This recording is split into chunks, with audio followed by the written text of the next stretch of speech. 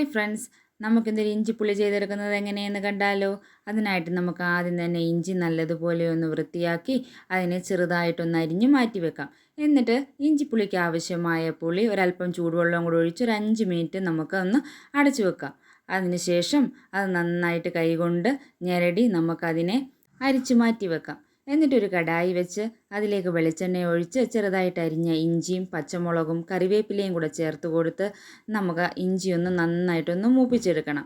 ഇഞ്ചിയുടെ കളറൊക്കെ ഒന്ന് മാറി നല്ലതുപോലെ ഒന്ന് മൂത്ത് വരുമ്പോൾ നമുക്കതിലേക്ക് പിഴിഞ്ഞു വെച്ചിരിക്കുന്ന പുളിയും കൂടെ ചേർത്ത് കൊടുക്കാം. എന്നിട്ട് എല്ലാം കൂടി നന്നായിട്ടൊന്ന് യോജിപ്പിച്ച് കൊടുക്കാം. നല്ലതുപോലെ ഒരു തിള വരുന്ന സമയമാകുമ്പോൾ നമുക്കതിലേക്ക് മുളക് പൊടി, മഞ്ഞൾപ്പൊടി, ഉലുവാപ്പൊടി, കായപ്പൊടി ഇവ ചേർത്ത് കൊടുത്ത് നല്ലതുപോലെ ഒന്നുകൂടി ഒന്ന് യോജിപ്പിച്ച് കൊടുത്ത ശേഷം ഒന്നടച്ച് വെച്ച് വേവിച്ചെടുക്കാം. ഒരു 5 മിനിറ്റ് നല്ലതുപോലെ ഒന്ന് വെന്ത ശേഷം നമുക്ക് മൂടി തുറന്ന് അതിലേക്ക് ആവശ്യത്തിന് ഉപ്പും ശർക്കരയും കൂടെ ചേർത്ത് കൊടുക്കാം. എന്നിട്ട് ഒന്നുകൂടെ ഒന്ന് നല്ലതുപോലെ ഒന്ന് യോജിപ്പിച്ച ശേഷം ഒന്നുകൂടി ഒന്ന് നമുക്കൊന്ന് അടച്ചു വെക്കാം. അതൊന്ന് നന്നായിട്ടൊന്ന് കുറുകി നല്ല കളറൊക്കെ ഒന്ന് മാറി വരുന്ന സമയമാകുമ്പോൾ നമുക്ക് അതിലേക്ക് കടുവും കൂടെ താളിച്ചു കൊടുത്തു കഴിഞ്ഞാൽ നമ്മുടെ ഇഞ്ചിപ്പുളി ഇവിടെ തയ്യാറായി കഴിഞ്ഞിരിക്കുന്നു. ഇത്തവണത്തെ ഓണത്തിന് എല്ലാവരും ഒന്ന് ട്രൈ ചെയ്ത് നോക്കൂ. ഇഷ്ടമായെങ്കിൽ സബ്സ്ക്രൈബ് ചെയ്ത് സപ്പോർട്ട് ചെയ്യണേ.